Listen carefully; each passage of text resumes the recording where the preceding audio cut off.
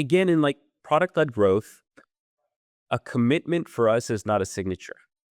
It's like deep workflow integration. My lovely people, welcome to another growing episode of the B2B Sales Trends Podcast. Now, today we have a fabulous topic I'm really excited to look forward to. And when you think about the topic is really about selling to small, mid-sized companies. Doesn't break down because there isn't enough demand. It breaks down because there's too much of it. Now, signups pour in, everything looks urgent as always, and sales teams are forced to decide, often too late, where their time actually matters. Now, the real challenge isn't creating interest. The real challenge is creating focus. So not every sign-up deserves a conversation. Time spent in the wrong places slows everything down. So the question becomes simple and very uncomfortable, actually. Who should a salesperson really talk to? When should the product do the work on its own? And how do teams move faster without burning people out or hiring endlessly, really? That's exactly the issue and the problem today's guest will spend time solving. It's a great pleasure. We're going to have on our podcast today Amit Shalev. I hope I pronounced this correctly. Amit from Navan. Navan, Amit is the VP of Growth at Navan, and he leads teams that turn high volumes of inbound interest into long-term profitable customers. His work sits right at the point where product signals, data, and human judgment come together to decide where people add value and where they don't. Amit, welcome to the B2B Sales Trends Podcast. Thank you. Great to be here. I love the podcast. You work with very high volumes of inbound interest. Before we go deeper, give us the short version of your role today and what success looks like for your teams. Yeah, you said it succinctly. I would just, before I go into my role, I'd like to say, kudos to our marketing team, because getting all these inbounds is not just us sitting on the sidelines and waiting. It's a lot of work done by a lot of marketeers. We are inflated with a lot of inbound, and I think you're right. It is basically my responsibility to separate the wheat from the chaff, right? So I oversee sales, partnerships, account management, basically end-to-end revenue engine for the SMB team here at Navan. On the sales side, as per this podcast, really my focus is how do we bridge the gap between the very high volume of companies coming in for them to self-serve on the product, like a PLG, product-led growth type of engine. And then strategically, how do we insert the human to make sure that we have the right balance, right? And to make sure that we can grow and scale efficiently. So you're right. My team really sits like there between the product and the sales, and my main focus, two things. One is to get revenue quickly and efficiently. Small businesses tend to spend very quickly because the Navan product is a consumption-based product. And this means that we're not sitting there and signing agreements and contracts and having a traditional sale. It is happening very quickly. And for the customer to be happy, they need to start spending immediately and in real time. And the second thing is, how do we grow these SMBs for them to become actual enterprise companies and big companies for us?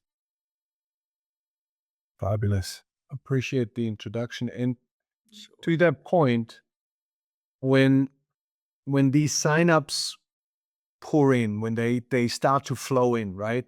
What's the first thing that usually breaks for sales teams, in your opinion? Yeah. There is one thing that breaks immediately, and it's the prioritization part of it. If we're just looking at all these leads that are coming in and thousands of signups, And we're trying to talk with anyone and everyone. And if I'm a new salesperson and I just want to shine and be my best and do as many calls as possible, that's when things start to break. When I don't know how to prioritize, it becomes problematic. It's a waste of time. It's what we call like the activity trap, right? Like the rep loses hours chasing these zombie leads. It's like people who have signed up who may have some intent but are not the right people to talk to, and that can happen very quickly, both to a young rep but also to young organizations who are starting to introduce a kind of product-led motion. And you mentioned the time there. Where do you see teams losing the most amount of time without realizing it? Yeah, it's really with being inefficient around chasing people who, you know, may show some interest, but really don't have that good lifetime value that we're looking for. For us, it's extremely important to look at two main things. This one is the lifetime value of a customer. With an SMB, you can have a mom and pop shop, you can have a 10, 15 person company that have very high intent, but they may not spend a whole lot on travel every year. So the lifetime value is going to be low. If I'm a rep, I want to speak with that person because I can get them to use the system because they have high interest, but it's not going to make us, Navan, me, a whole lot of sense to spend time on these as the ROI is going to be really low. I was mentioning marketing earlier, right? So there's cost of acquisition for every sign up. We're paying for this. So we have to maximize the CAC, the cost of acquisition, to lifetime value. And if I'm chasing companies that have high intent but have low lifetime value, that's problematic. If I'm chasing companies that have high lifetime value but low intent, it's also problematic. And in creating that balance is what I'm focusing on, because if we're not doing this correctly, we just dissolve and spend a lot of time and effort on stuff that is not going to yield anything.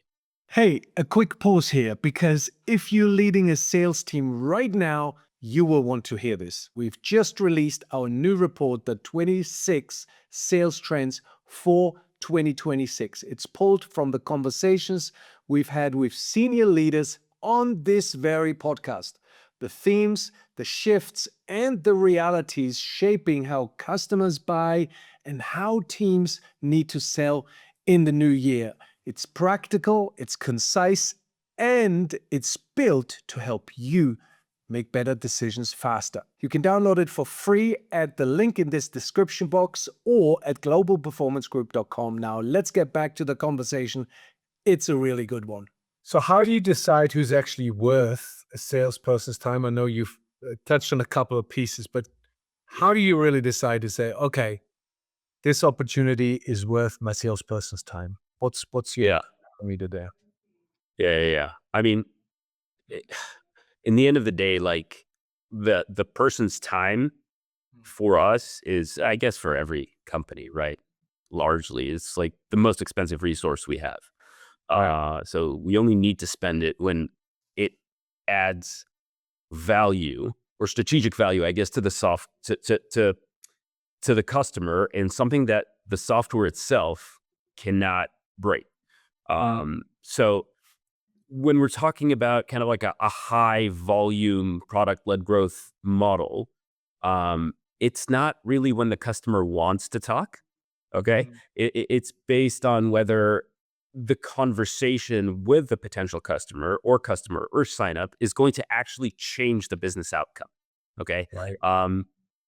And the way that we do this in a PLG play is through what we call a PQL, which is a product qualified lead. Um, has the product itself deemed the sign up or the lead good enough for us to engage? And I'm talking about a few different things. Like, we can wait for a product signal, right? So if you're an SMB, you signed up and you've booked a flight, and what you wanted to do is book a flight, that's great. You can actually do it with a product. You can do it no touch. That's awesome. If now someone wants to book a flight and they also want to start integrating, for example, their HRIS system. This becomes more complex. This becomes of higher intent, and now it's becoming interesting. And now, if I add in a layer of a salesperson or an assisted sales, for example, this is where it can take this user to the next level. This is where like this type of hand holding is very meaningful. So I'm looking at the product signals. I'm looking at how complex what the user is trying to do. And then it all kind of boils down to, what we talked about earlier, which is like the economic guardrail. So if I'm a 5-person company and I want to do something that's super complex, I mean, that's great, but do I want to spend a person's time versus a 150-person company that wants to do something complex, or a 150-person company that wants to do something complex and a person of, a high level person like the CFO signed up. So it's really signals that are coming from the very top of funnel: who signed up, um, how many people work at this company, what is this company doing, to what they use within the product itself, that signals to me whether that's a product qualified lead, and if so, to what extent. And then we create thresholds. And these, Harry, they change all the time. They change when we get an influx of customers. They change when we fine tune our models. And I mean, that's the business, right? Like, we can't keep hiring more and more people as we scale. Navan has been scaling significantly over the past many years now, but specifically the PLG motion has been scaling like crazy. And we're not adding people like crazy. We're refining and redefining who we're supposed to talk to, using these kinds of signals. Right. Right. Let's put this to the field test a little bit here. It's interesting. Where do you think less experienced salespeople get this wrong? And what do the best people do to get it right? Yeah, this happens a lot. So many times, for SMB sales or scaled sales, it's kind of like the people that are interviewing and are getting these roles are, I wouldn't say entry level position, but probably their second or third job. So a lot of times they're green. And what I tell the teams is like to always focus on data. When you go back and use tools to listen to yourself pitch, um, as a young salesperson, you hear yourself talk a lot. Right. And a less experienced rep is just trying to pitch the hell out of these products all the time. This is why it's good. This is why we're the best. We don't charge money. And we're like, hold your horses. You know, a specifically a PLG lead, a product led growth lead, is someone that already came in through the door. They already know why they're here. They've maybe already used the product. Why are they here?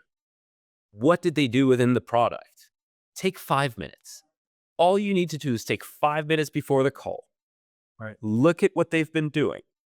Look at how they've been doing. Look from what industry they are. And now you can create a pitch that is tailored to the right place and the right time and the right person that you're talking to. And it doesn't take a long time. And the more tenured salespeople do this very well.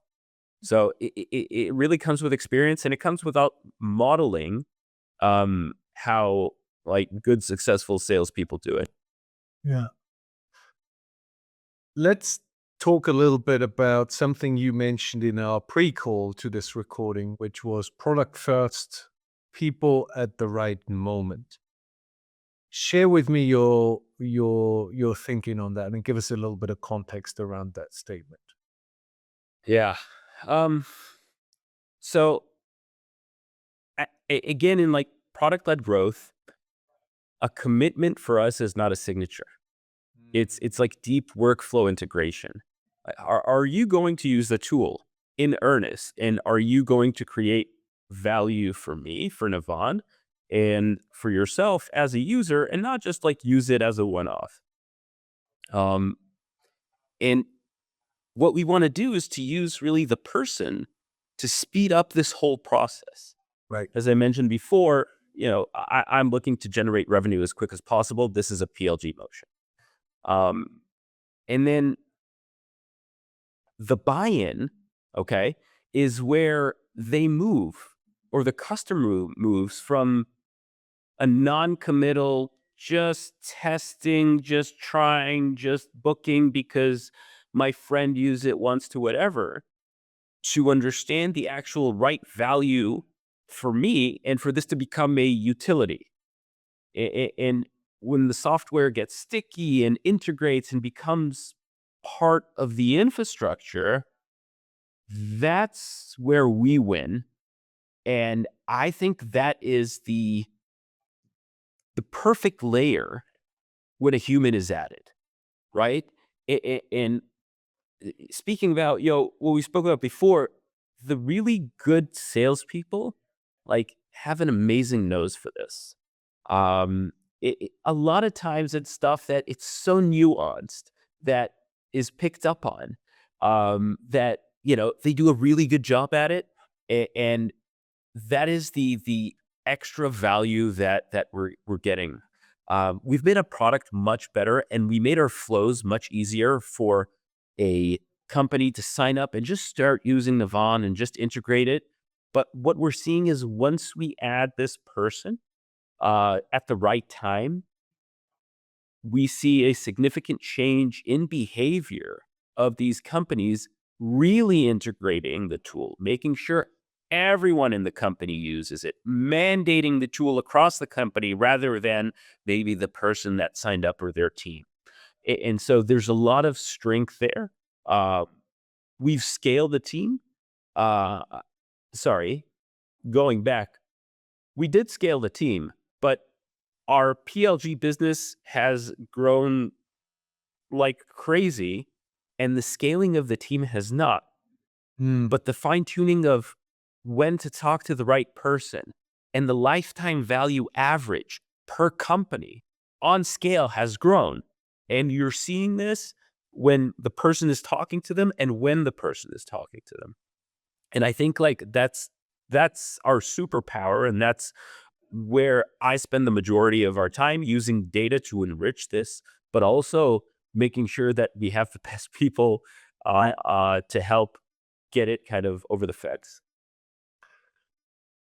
You mentioned scale, and with scale, sort of speed goes hand in hand in a way, right? Let's talk about the execution of this. So how do we speed things up? How do we scale things? And you've described a really nice position that you're in. A lot of companies would love to be in a similar position. Um, but speed matters also in this environment. What, Yeah. your opinion, slows teams down more than it really should here? Yeah. Remember, I mentioned that 5 minutes that you need to take before the call to fine tune your pitch. Um, Many people take 45 minutes. Um, that slows things down, specifically, when you're trying to, as a rep, acquire 20, 25 customers a month. Okay. Your calendar's full. You can't spend your time on this. Um, so that's one thing. It is spending less time there.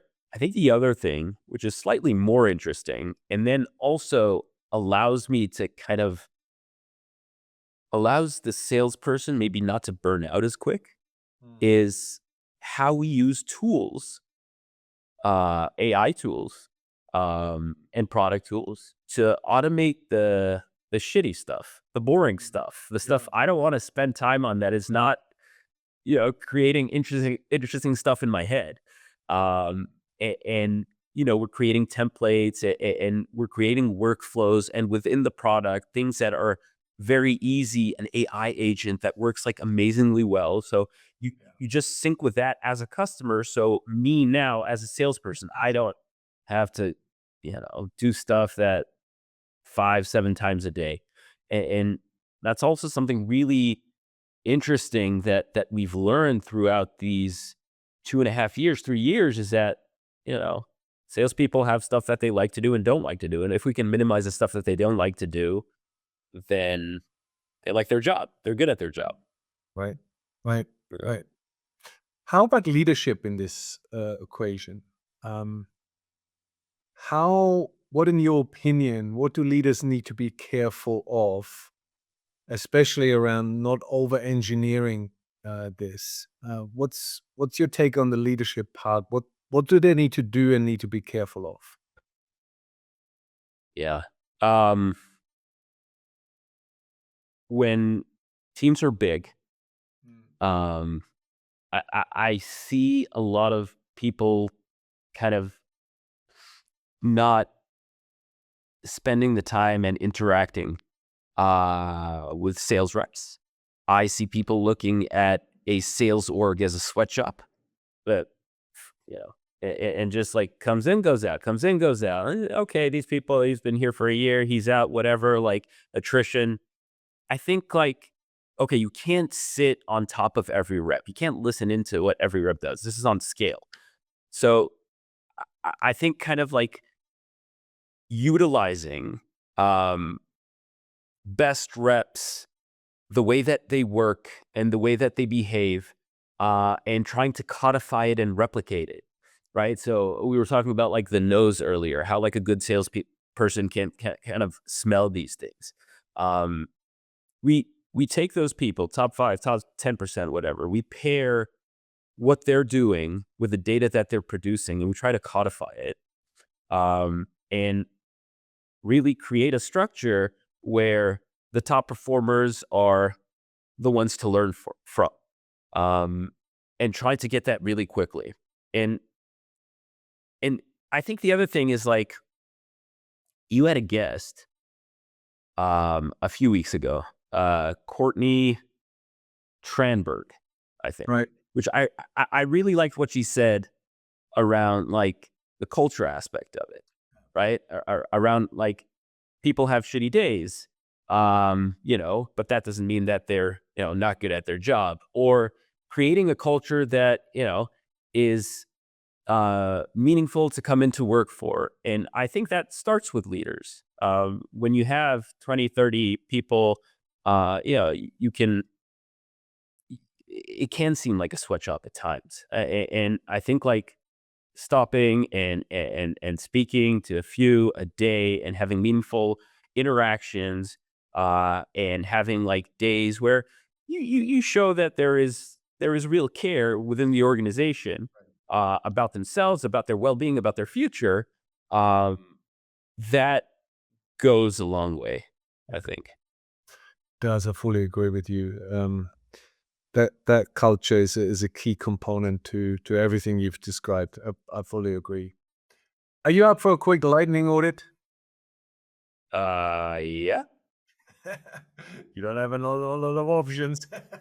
let's do it.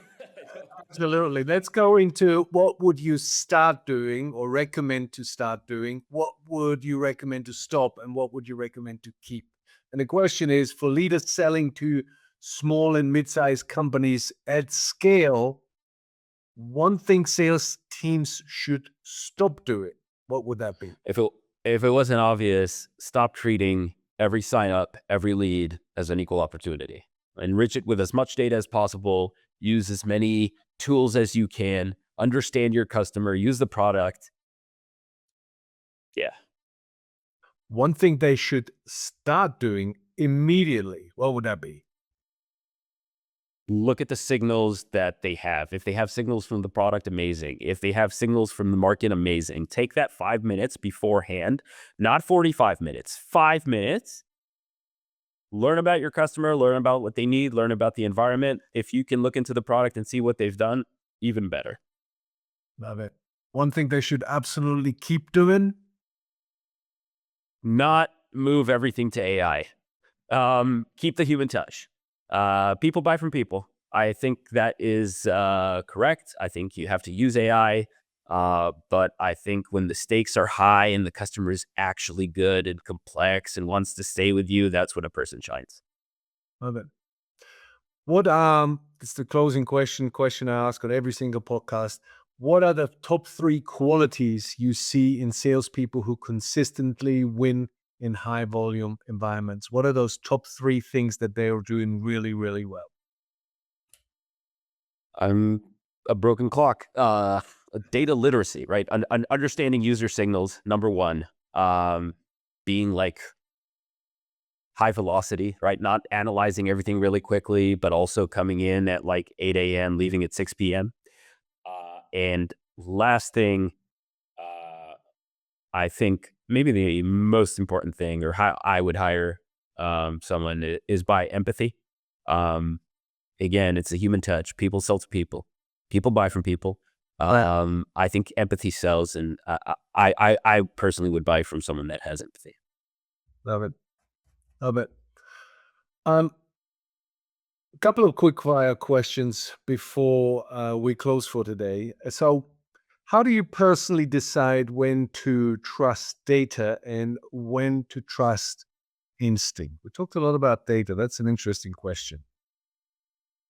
Yeah, you trust data for who to reach out to. All right, like, yeah, this is a company size. Yeah, this is what they did in the product. Yeah, okay, I should call them. You trust instinct for what to say Mm, when you talk to them. right. Um, that stands true, I think, like throughout, and it's also what I tell the team. What's the one habit that makes a salesperson better over time? The first thing I did when I took over the team was they really like to review wins and to celebrate wins, uh, and that's awesome. I come from a background that um, celebrates losses. Um, by celebrate, I mean not rah rah, but understand the laws, get better. Don't do it next time. And so that's my habit. And for every good win that you have, that everyone pops a champagne, what's like the big loss and why?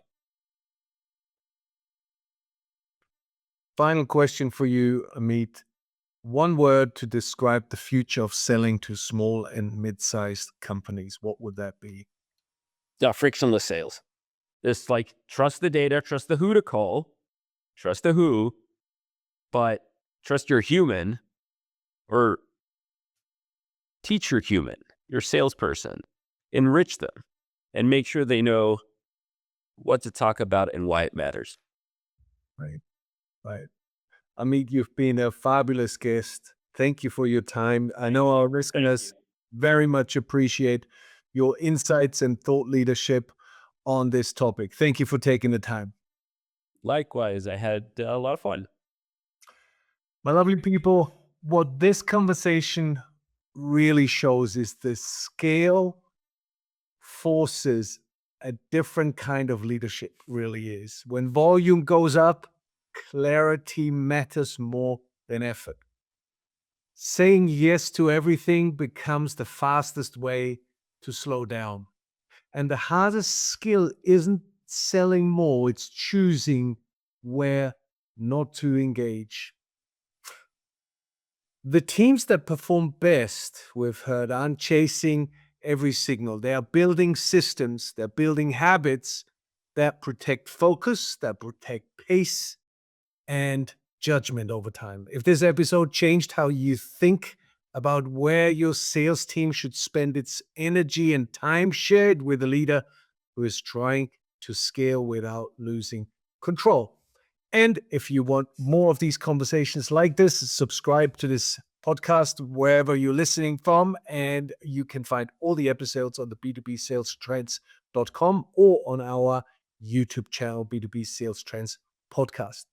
Until the next time, my lovely people, take care of yourself, your teams, and the customers who depend on you. Bye-bye. If you'd like to put yourself or someone you know forward to be a guest on our show, there is a quick form in the show notes to complete. It only takes a minute, and it helps us to find voices and opinions that shape the future of B2B selling. Thank you. We appreciate it.